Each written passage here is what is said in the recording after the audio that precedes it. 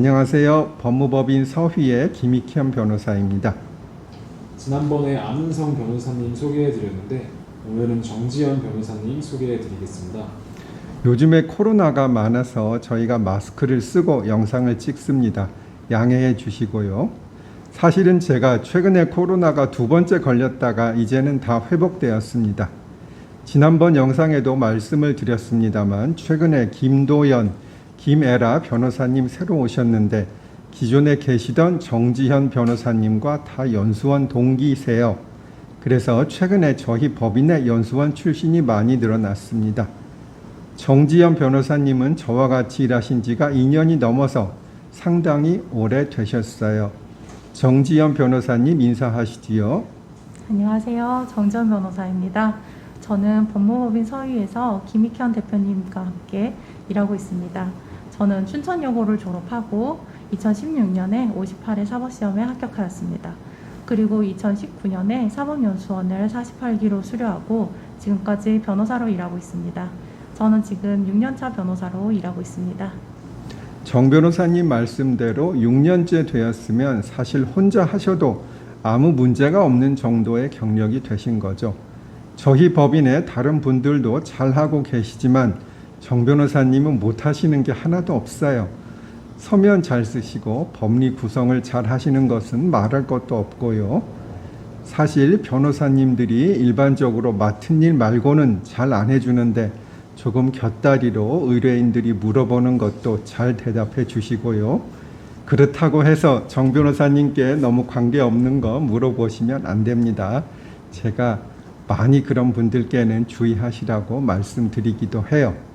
그리고 정말 부드러우셔서 의뢰인들과 다투는 일이 거의 없습니다. 제가 신변을 지향하고 있는 것은 아시는 분들 많으시겠지만 제가 지향하는 신변의 특성을 가장 많이 가지고 계신 게 정 변호사님인 것 같아요. 제가 작년에 아주 경제적으로 어려운 의료사고 피해자를 대리해 준 일이 있었는데 저는 일하면서도 결국은 착수금도 제대로 받지 못할 거라고 각오하고 있었어요.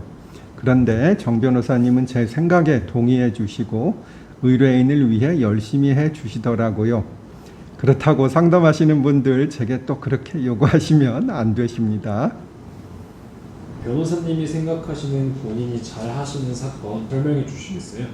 저희 대표 변호사님과 같이 일하기 전에는 형사사건을 많이 하는 사무실에 있었습니다. 그래서 대한변협에서 주는 형사 전문 변호사를 취득했고요. 법무법인 서희에 와서는 대표님이 주로 하시는 가사사건을 해보면서 대한변협의 가사 전문 변호사도 취득하였습니다. 그래서 지금 저의 전문 분야는 형사와 가사 두 가지입니다. 그렇지만 변호사로서 기본적으로 해야 하는 민사사건도 상당히 하고 있습니다. 정 변호사님 대표님과 같이 일하면서 보람 있었던 사건들 설명해 주시겠어요? 친양자가 될 자가 성년이 되기 약 2달 전에 친양자 입양 신청을 했던 사건에서 심리도중 성년에 이르렀다는 이유로 각하하겠다는 재판부에 대하여 친양자가 미성년자일 것이라는 요건은 입양 청구시를 기준으로 판단한다는 점을 사법연수원 교재와 유사 사례를 찾아 제출해서 친양자 입양 신청이 인용된 사건이 있었고요. 사기 피해자가 고소하는 과정에서 사기 피해가 아닌 사실을 실수로 기재하였다가 무고죄로 기소된 사건에서 피해자가 무고의 고의 없이 실수로 기재하였다는 취지로 주장하여 형면제 판결을 받기도 하였습니다. 일반적으로 이혼 사건의 경우 아버지에게 양육권이 인정되기 어려운데 의뢰인과 함께 양육계획서를 꼼꼼하게 작성하고 양육자로서의 적합성을 주장하여 양육권을 인정받은 사건도 있었고 청소년 성보호법을 위반하여 1심에서 피해자와 합의하였음에도 불구하고 2년 6개월의 실형을 선고받고 저희에게 항소심을 의뢰한 사건에서 어렵게 피해자 부모님의 탄원서를 다시 받아 제출하여 집행유예를 선고받기도 하였습니다. 정 변호사님 부군과 아들 있으시죠? 제가 몇 번 정 변호사님 아들 봤는데 너무 예뻤어요. 그리고 아드님이 저를 좋아해서 대표님 갖다 주라고 사탕도 전해주고 그러더라고요. 육아하면서 일하시느라 힘드시죠? 육아하는 엄마들이 어느 정도 힘들지 않을 수는 없겠죠.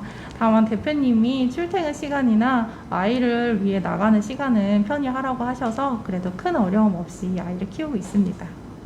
정 변호사님 사법시험 보실 때는 몇 명이나 뽑았나요? 그 당시에는 사법시험이 사실상 마지막이었고 저희 때는 100명을 뽑았습니다. 제가 사법연수원 48기이고 대표님은 19기시니까 29기수 차이가 납니다. 참 제가 들어갈 때는 사법시험을 300명 뽑을 때인데요. 정 변호사님은 100명을 뽑을 때 선발되었으니 정말 힘든 시험에 합격하신 거군요. 그래서 저보다도 실력이 훨씬 더 좋으신 것 같습니다. 아닙니다. 대표님이 지금 경력이 30년을 훨씬 넘으셨음에도 아직도 열정적으로 일하시는 것을 보면 정말 본받을 점이 너무나 많습니다. 최근에는 대표님이 가사소송, 가사비송에 대해서 저희 사무실에 6명의 후배 변호사들에게 강의를 해주셨어요. 꼭 가사사건뿐만 아니라 변호사들이 간과하기 쉬운 부분을 꼭 집어주시고 틀리기 쉬운 부분을 강의해 주셔서 많은 도움이 되었습니다. 사실 변호사 일을 하면 이론적인 부분은 좀 약할 수가 있는데 대표님이 판사를 오래 하시고 또 판사를 하시면서 이론적인 공부도 게을리하지 않으셔서 아주 실력이 뛰어나신 것 같습니다. 그 말씀하시니까 생각이 났는데요. 저는 판사를 할 때 새로 일을 맡게 되면 판사들의 바이블이라고 할 수 있는 실무 제요를 꼭 읽었어요. 사실 그렇게 하기는 쉽지 않지요. 새로운 기록을 봐야 하는데 이론서까지 보기는요. 그러나 그렇게 하지 않으면 제대로 된 재판을 할 수 없다는 생각이 들어서 야근을 하든지 집에서 보든지 해서 이론적인 토대를 갖추고 재판을 하려고 애썼습니다. 그러나 아무리 노력을 해도 실수는 할 수밖에 없는 것이지요. 영어 문법책에 보면 to err is human, to forgive divine 이라는 말이 있지 않겠습니까? 저는 공부를 하도 꼼꼼히 해서 지금도 성문 기본 영어에 있던 저 문장을 기억하고 또 저것이 어떤 부분의 설명인지도 기억이 납니다. 반복을 막기 위해서 forgive 다음에 is가 생략된 것이고요. 에고 또 제 자랑을 하고 있었네요. 정 변호사님이 대표님 칭찬을 엄청 해주셨는데 대표님의 단점도 말씀해 주셨으면 합니다. 대표님이 저희 변호사들 그리고 직원들에게 베푸시는 것을 좋아하세요. 그래서 그린 요거트도 직접 만들어서 정말 자주 변호사들에게 주시기도 하고 게살 수프도 만들어 주시기도 하시고요. 몸에 좋은 재료로 음식 만드시는 것을 좋아하십니다. 그리고 며칠 전에는 고향 재판을 다녀오시다가 변호사들에게 통닭을 사다 주시기도 하였습니다. 지난번 안 변호사님과 같이 정 변호사님도 대표님의 단점을 말씀하지 않고 계신데요. 오늘은 피해 가실 수가 없습니다. 꼭 단점을 말씀해 주세요.